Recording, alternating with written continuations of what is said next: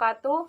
Perkenalkan, nama saya Faradila dari Universitas Negeri Makassar, jurusan Psikologi Pendidikan dan Bimbingan, Prodi Bimbingan dan Konseling. Baik, pada video kali ini saya akan mempraktekkan layanan bimbingan klasikal bidang pribadi. Sebagai contohnya, kita beralih ke video berikut ini.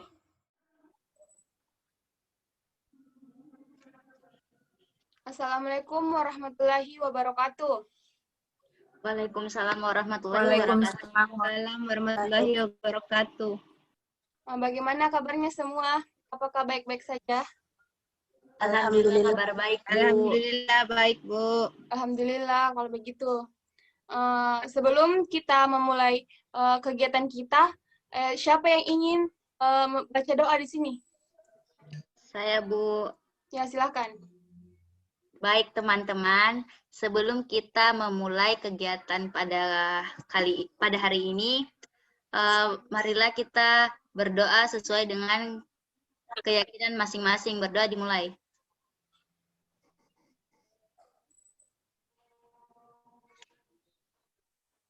Berdoa selesai. Baik, terima kasih. Ya, Bu. Sekarang Ibu absen ya. Iya, Bu. Aslina binti Muhammad. Hadir, Bu. Andini Citra Aini. Nurmiati. Hadir, Bu. Novianti. Hadir, Bu. Fitriana Baktiar. Hadir, Bu. Baik, semuanya hadir ya. Ya, Bu. Berhubung karena adanya pandemi corona seperti saat ini, sehingga kita belajar dengan dilakukan secara daring. Jadi kalian harus tetap semangat dan jangan lupa mengerjakan tugasnya. Ya? Ya, Bu. Baik, Ya, Bu. materi yang akan Ibu bawakan hari ini yaitu rasa malas dalam belajar. Tujuan yang akan dicapai ada dua yaitu tujuan umum dan tujuan khusus. Tujuan umumnya yaitu peserta didik atau konseli mampu memotivasi dirinya agar mau belajar. Tujuan khususnya yaitu satu, peserta didik atau konseli dapat memahami masalah belajar. Kedua yaitu peserta didik atau konseli dapat memahami faktor dari kemalasan belajar. Ketiga yaitu peserta didik atau konseli dapat memotivasi dirinya dalam belajar. Baik, Ibu mulai saja ya materinya. Ibu dulu. Ya, Bu. Share screen.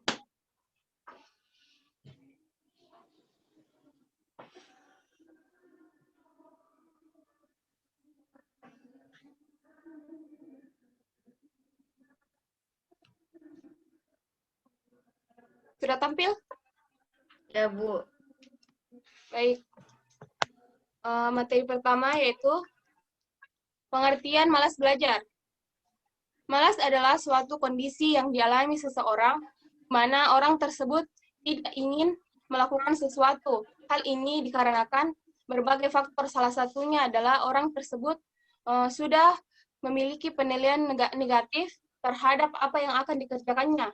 Maka dapat disimpulkan bahwa malas belajar adalah kondisi perasaan yang dialami seseorang di mana orang tersebut tidak ingin melakukan proses belajar.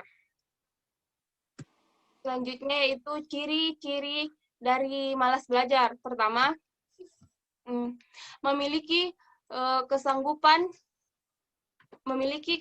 melakukan proses belajar, tetapi enggan untuk aktif dalam proses belajar. Kedua, memiliki fasilitas dan kemudahan untuk mengakses sumber belajar, namun tidak mau memanfaatkan fasilitas dan kemudahan tersebut untuk belajar. Ketiga, memiliki waktu untuk belajar, namun tidak memanfaatkan waktu itu dengan baik. Keempat, menghindari kewajiban belajar. Kelima, memberikan banyak alasan untuk menghindari dari kegiatan belajar. Keenam, menolak mengerjakan tugas. Ketujuh, cepat puas dengan prestasi yang telah dicapai. Kedelapan, datang tidak tepat waktu. Dan terakhir yaitu sering menunda sesuatu.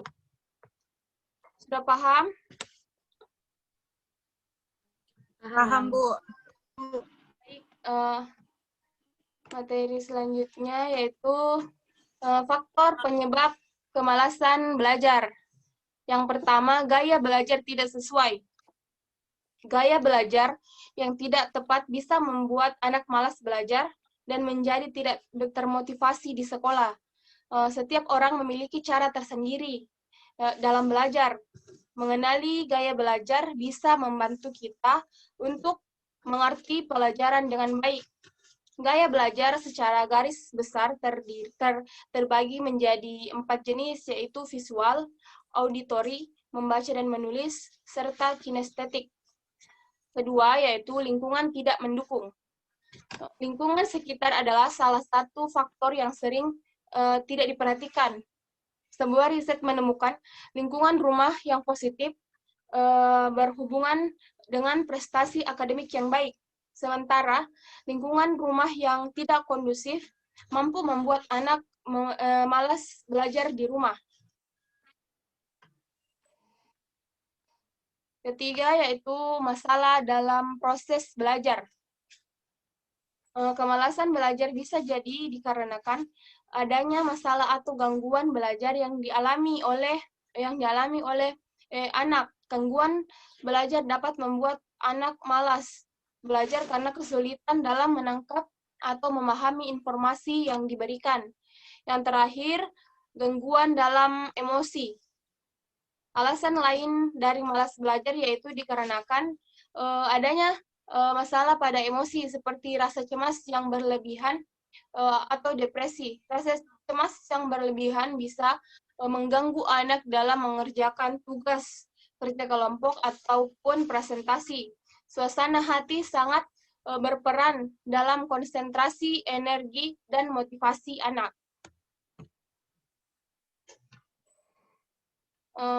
Yang materi terakhir yaitu cara mengatasi kemalasan belajar. Pertama, memilih metode belajar. Metode belajar yang baik tidak akan membuat kita malas belajar. Banyak metode belajar yang dapat digunakan agar tidak bosan. Dan belajar bukan hanya dari buku, tapi bisa dengan membaca resensi lain seperti browsing di internet, mencari informasi dari teman, belajar bersama, dan menciptakan suatu metode belajar yang tidak membebani diri kita sendiri. Kedua, yaitu membiasakan untuk disiplin.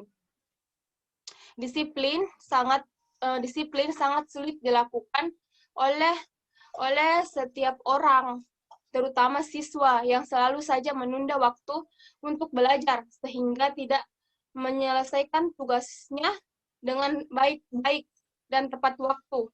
Maka dari itu, cobalah agar membiasakan diri untuk selalu disiplin. Selanjutnya, menyukai semua mata pelajaran. Dengan menyukai semua mata pelajaran yang ada, tidak akan membuat beban kepada kita, sehingga belajar merupakan sesuatu yang ringan dan harus selalu dilakukan. Yang terakhir, memiliki motivasi belajar. Motivasi belajar merupakan merupakan kekuatan mental yang mendorong terjadinya proses belajar. Lemahnya motivasi belajar akan melemahkan kegiatan belajar. Oleh karena itu, motivasi belajar pada diri kita perlu diperkuat terus-menerus. Baik, itu tadi materi yang Ibu sampaikan. Apakah ada pertanyaan?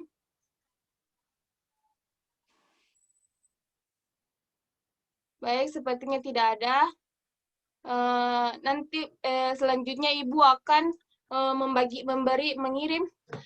mengirim tugas di grup WA. Minggu depan Ibu akan memeriksa tugas kalian, ya. Iya, Bu. Baik, terima kasih atas waktunya. Ibu ucapkan terima kasih. Wassalamualaikum warahmatullahi wabarakatuh. Waalaikumsalam warahmatullahi. Baik, terima kasih. Itulah tadi video dari saya dan teman-teman. Terima kasih atas perhatiannya. Wassalamualaikum warahmatullahi wabarakatuh.